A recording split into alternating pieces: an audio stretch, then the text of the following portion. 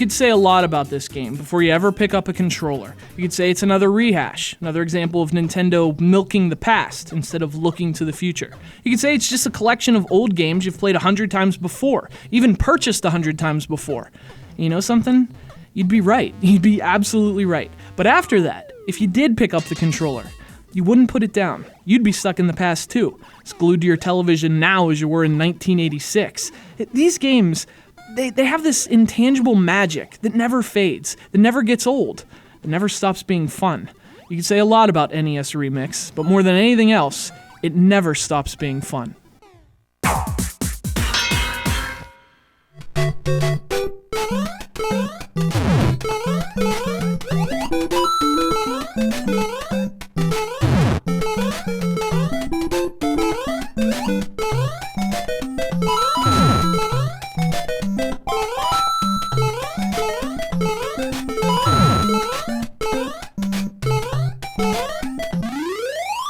You know, at first glance, playing NES Remix would seem like going through an old yearbook. It's just a flood of memories. So vivid, you can almost see your childhood passing by in pixels. But if you think that's all this is, just another nostalgia trip, take another look. This game's obviously a celebration of the past, but it's not just like a picture of your old girlfriend. It's meeting up with her and finding out she has a new haircut, she lost the glasses, and she stopped doing that annoying thing where you had to blow on her pin connectors.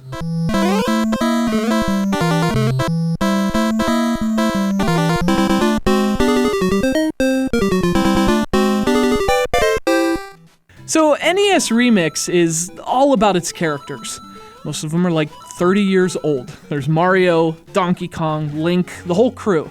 But there's also a character working behind the scenes, so to speak. A slightly younger character who likes to fart. See, NES Remix is basically just the NES version of WarioWare. Had that game come out in 1989, this is what it would have looked like. NES Remix takes the games that defined a generation and deconstructs them. What you're left with are microgames, just tiny pieces of gaming excellence, only rearranged and completely out of context. It kind of makes no sense, but it also makes perfect sense.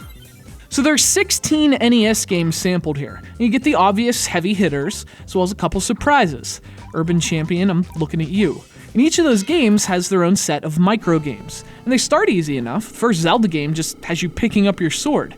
But it's not long before that changes. You're never doing anything that isn't a simple action from that game.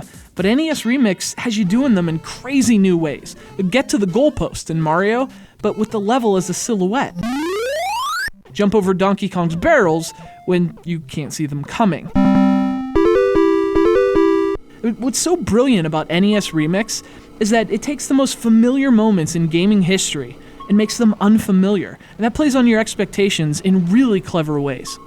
Now, in total, there are more than 200 of these challenges, and it's actually bigger than it sounds, as some of the microgames actually have several parts. So they might jump from Excitebike to Ice Climber and Clue Clue Land within the same microgame, which is awesome. The game totally has that frantic, fast-paced feel that defines the WarioWare games. In fact, this is a better WarioWare game than Game & Wario. And again, half the fun comes from the ridiculousness of it all. You get to save Mario from Donkey Kong as Luigi. You get to save Pauline as Link, who, by the way, still can't jump. So, good luck with those barrels. Now, on the negative side, no multiplayer, which really seems like a missed opportunity. The hectic gameplay, combined with the nostalgia and the clever design, seems like you could really do some cool things with multiplayer here, but unfortunately, NES Remix doesn't. But on the plus side, it does support off-screen play, which is awesome. So is the music. And there's a lot of stuff, too. Each level has 3 possible stars, so you're always pushing yourself to get that perfect score. There's a ton of collectible 8-bit stamps, which you can use in the Miiverse.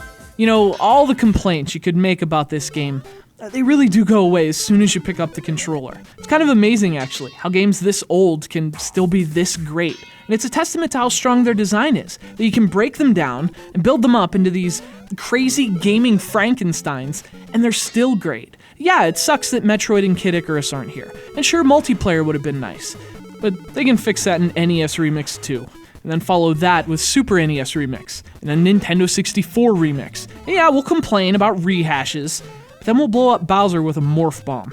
And our only complaint will be that there's no NES Remix 3. Look, I don't mind revisiting the past. Not when the past has never been better.